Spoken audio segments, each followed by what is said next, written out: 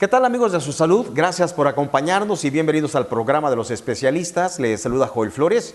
Y bueno, estamos en el marco del Día Mundial del Corazón, que es este martes 29 de septiembre. Y bueno, tenemos precisamente en línea a la doctora Luisa Fernanda Aguilera Mora. Ella es especialista en cardiología, pues para platicar sobre las enfermedades cardiovasculares, la principal causa de muerte en todo el mundo. Vamos a hablar de las cardiopatías, los accidentes cerebrovasculares, la causa de muerte que nos dicen aquí en datos duros, 17 millones de personas al año mueren en el mundo a causa de esta enfermedad. Doctora, gracias por esta plática. ¿Cómo está? ¿Y cuál es la condición de esta enfermedad en el mundo y en nuestro país? Muchas gracias por la invitación. Efectivamente, Joel, estamos en el marco del Día del Corazón. Un día muy importante porque es un día para recordar que la primera causa de muerte en el mundo son las enfermedades cardiovasculares. Y cuando hablamos de enfermedades cardiovasculares no es nada más infarto, es hablar también de infarto cerebral, de hipertensión, incluso de diabetes, de enfermedades congénitas o de nacimiento, de arritmias, entre otras alteraciones en el corazón que se pueden llegar a tener. Hoy en México tenemos al año más de 150,000 muertes. Eso es muchísimo. Por día, la primera causa, que es el infarto, llegan a morir 200 personas por día. Eso es un panorama complejo.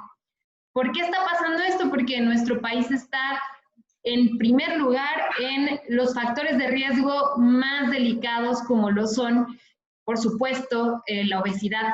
Hoy estamos en un país en donde el 75% de las personas tienen sobrepeso. Tenemos también un país con diabetes número 1, obesidad infantil, muchísima hipertensión. Y eso complica un poco el poder mejorar el panorama de las enfermedades, pero por supuesto que no es imposible. Entonces, los factores de riesgo los tenemos los mexicanos. Y bueno, muchos de estos factores de riesgo, doctora, son modificables. Hay otros que no son modificables, pero bueno, que si son detectados oportunamente, pues tienen, por supuesto, un muy buen pronóstico. Pero ¿cuáles son los modificables? Fíjate que 70% de las personas en México tenemos al menos un factor de riesgo. De esos, como bien dices, pueden haber unos que no puedo modificar, como por ejemplo el que mi familia tenga carga genética, diabéticos, hipertensos, infartados. Eso no lo puedo cambiar. Me tocó nacer en esa familia con esos genes. No puedo cambiar ser hombre.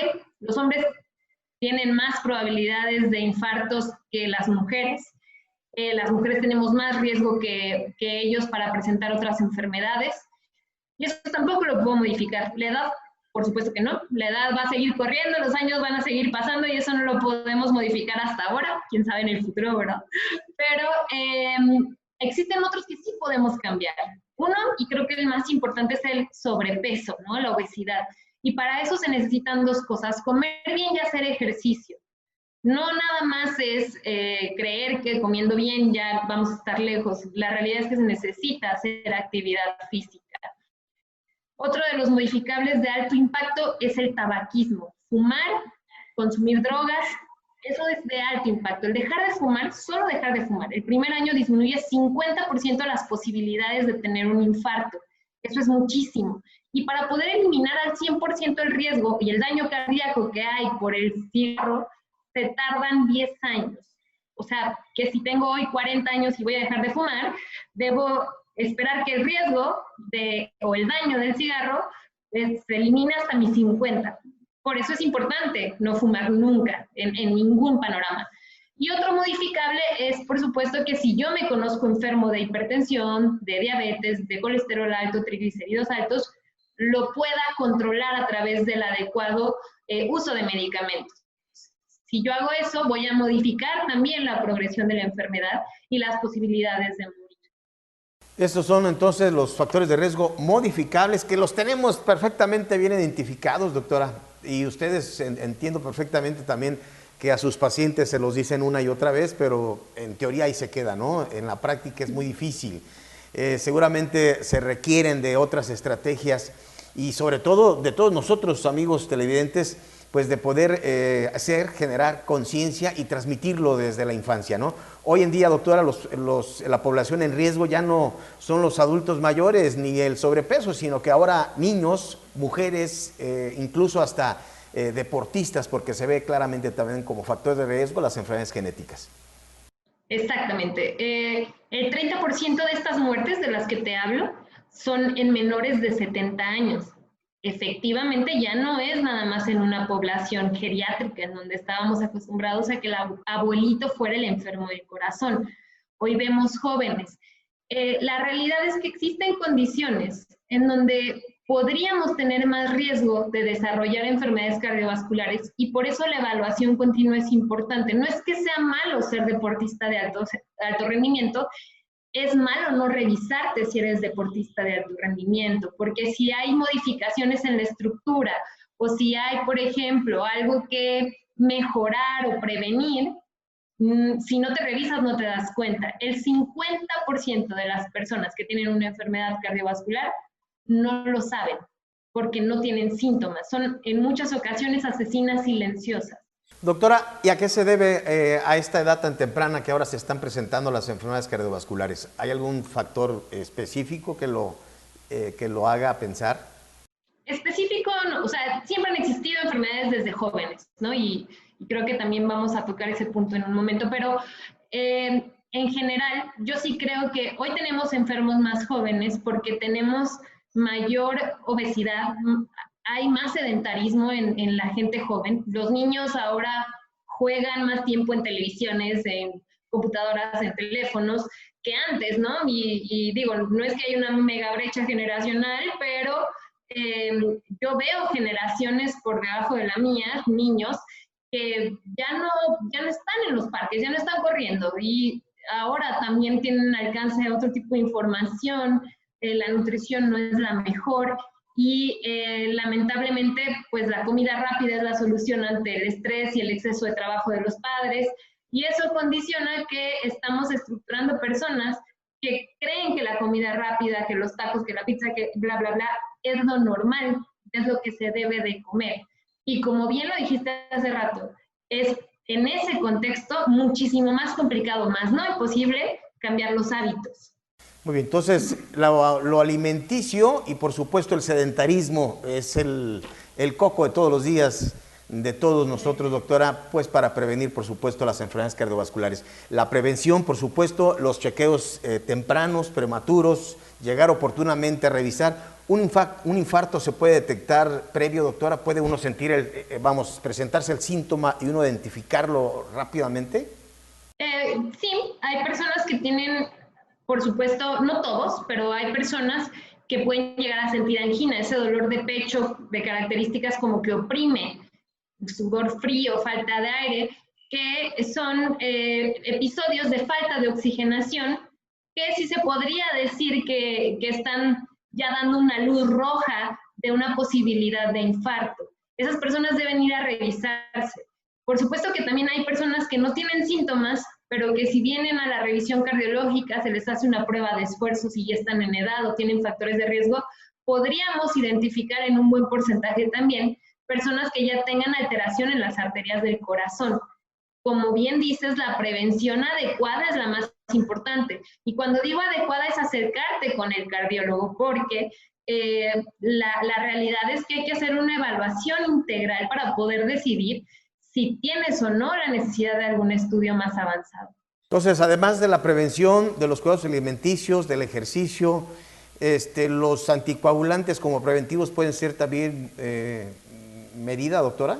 No, qué bueno que haces esa pregunta porque mucha gente toma una aspirinita que para no tener problemas, ¿no? O pastillas para adelgazar la sangre. Eso no está indicado en todas las personas. Y es algo muy importante de recalcar.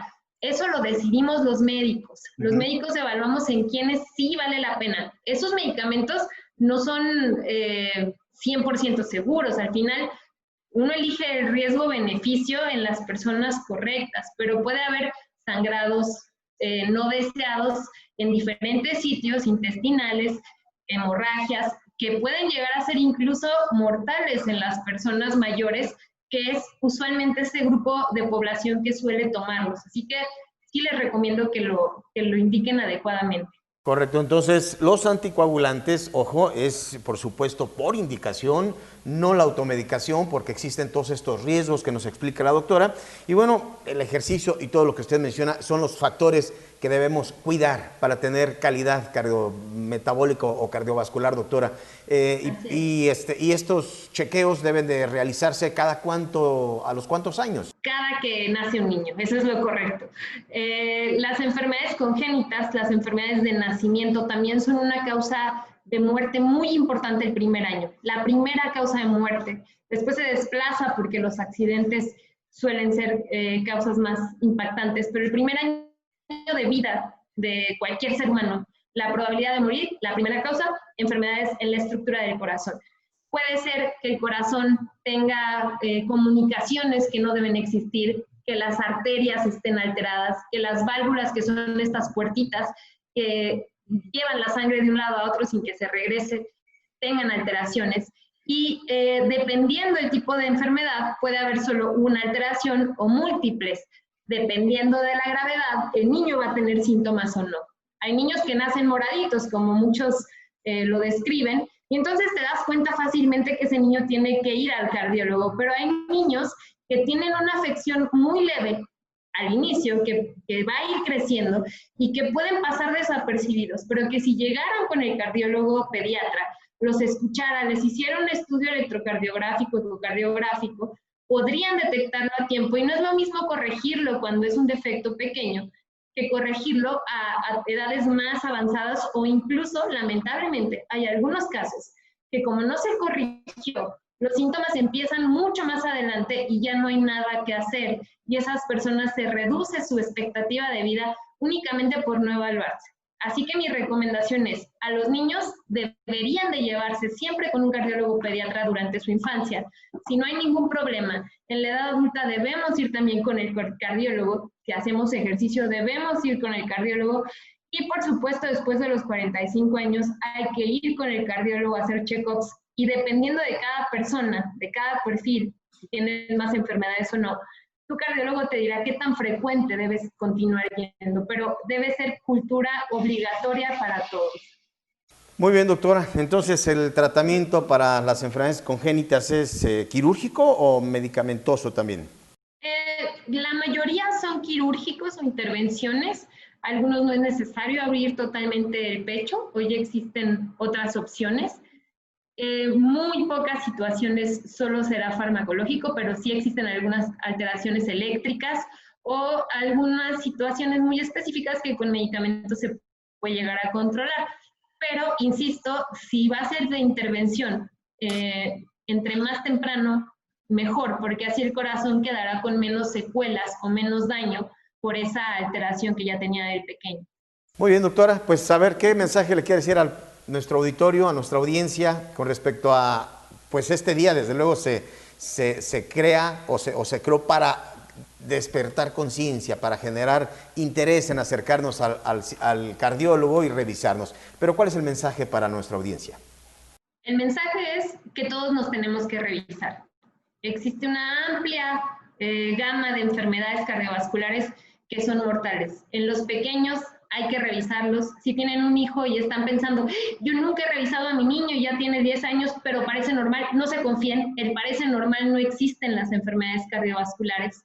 Aunque haga deporte, aunque parezca, recuerden, estos niños nacieron así. Ellos no saben qué sentirse mal porque así nacieron.